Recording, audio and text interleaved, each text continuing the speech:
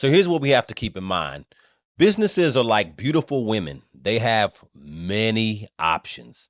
They can take their business wherever they want to take their business. You know why? Because we live in a global world now. The main things for Donald Trump's plan and Kamala's plan economically, which one is better? I want to get your reaction to Trump and Harris's economic plans.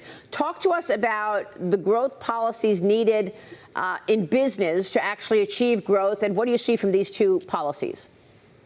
Well, it's very sluggish in America right now. We've probably been in recession for a good 9 months, maybe longer than that, had they not redefined recessions and included the unemployment numbers, which are very deceptive. Manufacturing in this country, we should not be second in this world. We should be number one in manufacturing. We should reduce taxes corporately and make us number one in that category as well. And we can attract more big, large companies back into this country to manufacture, to become more competitive. The tariff on other countries where we're exporting for is not a tax on consumer goods. It's not a tax to me as an individual buying toys from China. If I don't want to pay another 200% for the toy, I'll quit buying it. We will figure out how to manufacture it cheaper here in America, make America the most dominant country on the planet Earth, the wealthiest country. Why should we have higher corporate taxes here than other places in the world? This would stop people from going to the Irelands and the Caymans and et cetera in order to produce and manufacture products. How could you be mad at a candidate saying, you know what, I'm going to cut the corporate tax rate to 15%, and that's only for companies that are going to produce things in the U.S.? And I think we've gotten so far away from that whole concept, I think, as Americans, we're just so used to everything being produced in China and Taiwan and India and everywhere else. I don't even think we value producing anything in the U.S. And for those who have lost or forgotten the past, that's how the U.S. became a world power to begin with.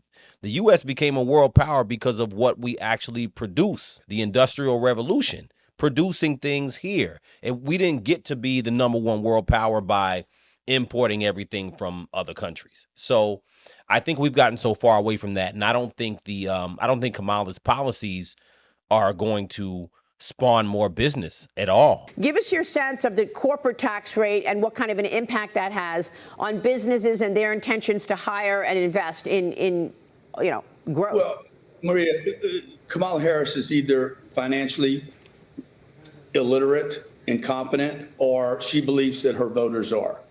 Her plans come up every week as something new, the $25,000 tax credit, the capital gains tax. She's making things up right now in order to gain some traction. I think that's why she wants that debate, because she's losing the globe.